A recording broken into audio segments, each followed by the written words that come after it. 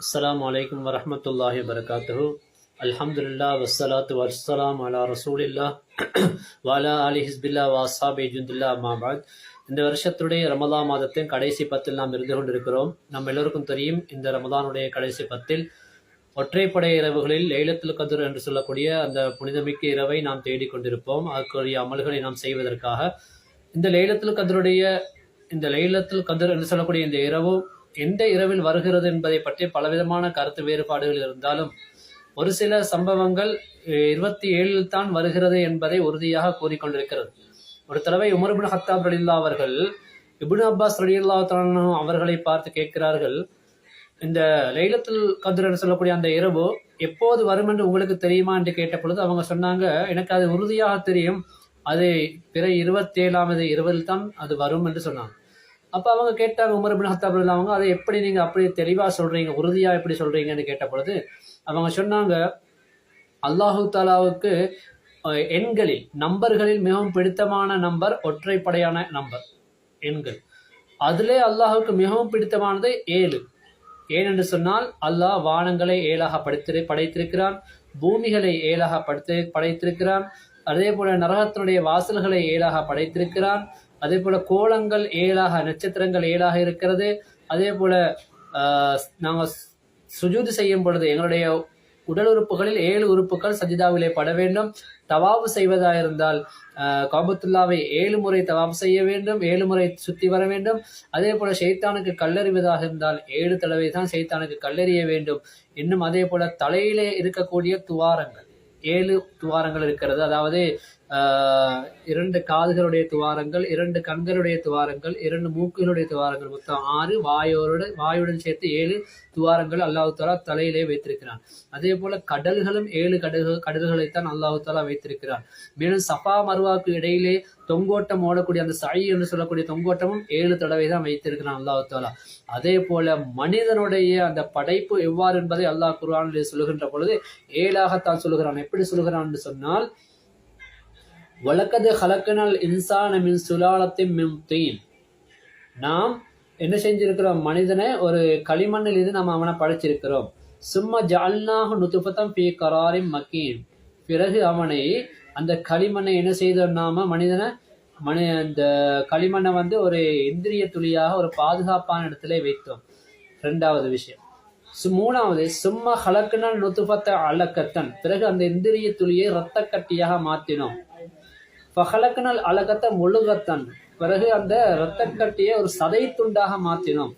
ஃபஹலக்கனல் முழுகத்த இலாமன், அந்த சதை துண்டை எலும்புகளாக மாற்றினோம். ஃபகசௌனல் இலாம லஹ்மா, பிறகு என்ன செஞ்சோம், அந்த எலும்புகளை சதை துண்டுகளால், இறைச்சிகளால், அந்த மாமிசத்தால் அதை போர்த்தினோம், அதாவது முழுமையா செய்தோம். சும்மா பிறகு 7வது அன்ஷனாவ் ஹல்கன் ஆகர, அதை வேறொரு உருவமாக, ஒரு படைப்பினமாக நாம அதை ஆக்கினோம். ஃபதபாரக்கல்லாஹு அஹ்ஸனுல் ஹாலிகீன், படைப்பினங்களிலே மிக அழகான படைப்பு படைக்கக்கூடியவனாக அல்லாஹ் தஆலா ஆகிவிட்டான் என்று சொல்லுகிறார். அப்ப 7 விதத்துல மனிதனுடைய அந்த படைப்பை கொண்டு வந்திருக்கா. முதல்ல களிமண், 2வது அந்த களிமண் ஒரு இந்திரிய துளியாக, 3வதாக அந்த இந்திரிய துளியை என்ன செய்திருக்கிறான், இரத்த கட்டியாக, பிறகு அந்த இரத்த கட்டியை ஒரு சதை கட்டியாக, அந்த சதை கட்டியை ஒரு எலும்புகளாக, அந்த எலும்புகளை போர்த்தியதாக மாமிசங்களை, சதை துளிகளை வைத்திருக்கிறான். பிறகு அதை மனிதனாக என்ன செய்திருக்கிறான், அதை அப்படியே உருமாற்றி எடுத்திருக்கான். ஆக 7 விதத்துல என்ன செய்கிறான் அல்லாஹ் சுப்ஹானஹு வ தஆலா மனிதனுடைய படைப்பை கொண்டு வந்திருக்கிறார் என்பதையும் இப்னு அப்பாஸ் ரலியல்லாஹு அன்ஹு அவர்கள் சொல்கிறார்கள். அதே போல மேலும் சொல்கிறார்கள், இந்த மனிதனுடைய 7 விதமாக பல கட்டங்களா, 7 கட்டங்களா மனிதனை படைத்த அல்லாஹ் சுப்ஹானஹு வ தஆலா அவனுக்கு இந்த உலகத்திலே என்ன செய்கிறான், சாப்பிடுவதற்கு உணவாக 7 விதமான கட்டங்களை கொண்டு வருகிறான். அதாவது முதலாவதாக பூமியை பிளக்கச் செய்கிறான். இது எங்க வருதுன்னா, ஒரு சூறாவில் அல்லாஹ் தஆலா சொல்கிறான், அதாவது 81வது சூறாவில் அல்லாஹ் தஆலா சொல்கிறான். அதை எப்படி சொல்கிறான்னு சொன்னால், பூமியை நாங்கள் பிளக்க செய்தோம், பூமியை நாங்கள் பிளக்க செய்து அதுல திராட்சைகளை, காய்கறிகளை, அதே போல ஜெய்தூனை, பேரிச்ச மரங்களை, அதே போல மரங்கள் அடர்ந்த தோப்புகள், மரங்கள் அடர்ந்த தோப்புகளை, அதே போல கனிகளை, அதே போல புல்லுகளை உங்களுக்கு நாங்க கால்நடைகளை உங்களுக்கு பயனளிப்பதாக நாங்க என்ன செஞ்சிருக்கிறோம். அதுல கால்நடைகளுக்கு பயனளிப்பதாக புல்லுகளையும் என்ன செய்கிறோம், முளைக்க செய்திருக்கோம்னு சொல்லி அல்லாஹ் தாலா 7 விதமான விஷயங்களை அதிலே சொல்கிறான். அப்ப 7 விஷயங்கள் அல்லாஹ் 7 என்ற நம்பருக்கு அவனுக்கு பிடித்ததாக இருப்பதனால் இவ்வாறு கொண்டு வந்ததாக அங்கே சொல்லப்படுகிறது. சரி, அடுத்ததாக குர்ஆனில் இருக்கக்கூடிய குர்ஆனில் இருக்கக்கூடிய இந்த அல் குர்ஆன் என்ற வார்த்தையில 7 எழுத்துக்கள். அதே போல சூரத்துல் ஃபாத்தியாவில் இருக்கக்கூடிய எழுத்துக்களும் 7 எழுத்துக்களாகத்தான் இருக்கிறது. யூசுப் நபி அலைஹிஸ்ஸலாம் அவர்கள் 7 வருஷங்கள் சிறையில் இருந்தாங்க.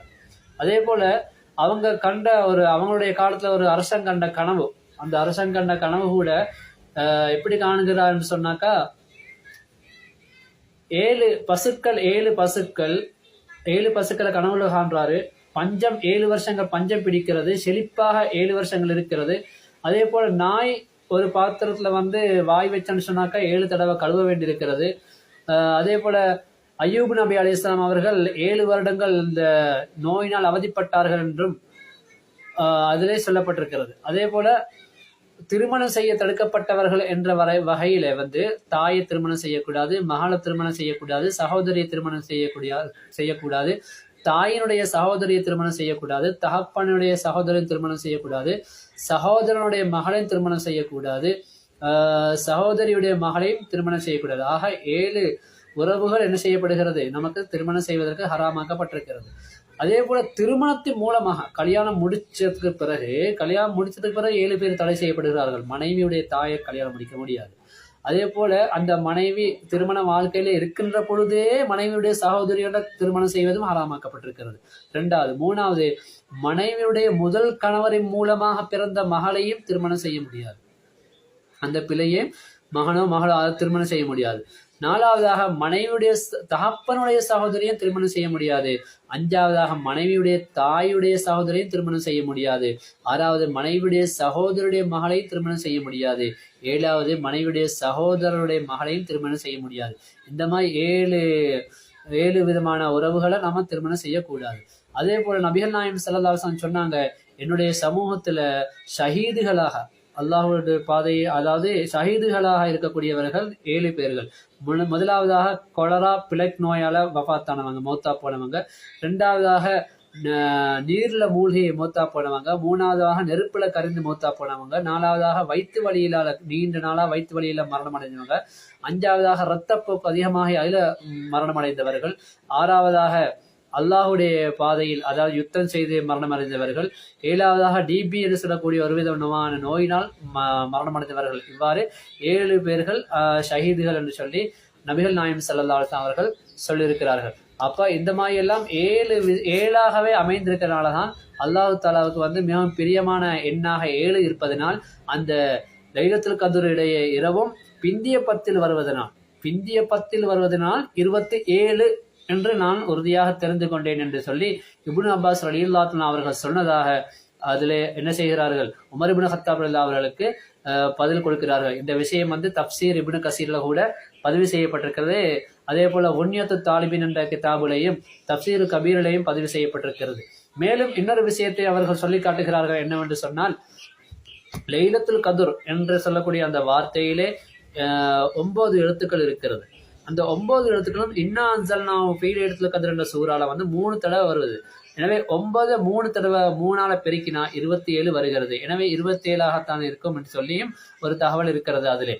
ஆக நபிகள் நாயகம் ஸல்லல்லாஹு அலைஹி வஸல்லம் அவர்கள் சொன்னார்கள், ரமதானுடைய பிந்திய 10 ஒற்றைப்படை இரவில் நீங்கள் அதை தேடிக்கொள்ளுங்கள். 21, 23, 25, 27, 29வது இரவிலே அந்த லைலத்துல் கத்ர் என்று சொல்லக்கூடிய அந்த இரவை தேடிக்கொள்ளுங்கள் என்று சொல்லப்பட்டிருக்கிறது. ஆனால் நபிகள் நாயகம் ஸல்லல்லாஹு அலைஹி வஸல்லம் அவர்கள் அந்த லைலத்துல் கத்ர் என்று சொல்லக்கூடிய இரவு எப்போது என்பதை சொல்ல வருகின்ற நேரத்தில் அவர்களுக்கு அதை மறக்கடிக்கப்படுகிறது. ஏனென்று சொன்னால், பள்ளிவாசலுக்கு முன்னால் 2 பேர் சண்டை போட்டுக் கொண்டிருந்தார்கள். அந்த சண்டையை விளக்க போய் சமாதானமாக்க போன நேரத்தில் அவர்களுக்கு அது மறக்கடிக்கப்பட்டது. அப்படி மறக்கடிக்கப்பட்டது ஒரு நன்மைதான். என்று சொன்னால், இந்த இரவில் தான் லைலத்துல் கத்ர் என்று சொல்லி இருந்தால் அந்த இரவில் மட்டுமே மக்கள் அமல் செய்திருப்பார்கள், மற்ற இரவுகளை அணியாமல் விட்டிருப்பார்கள்.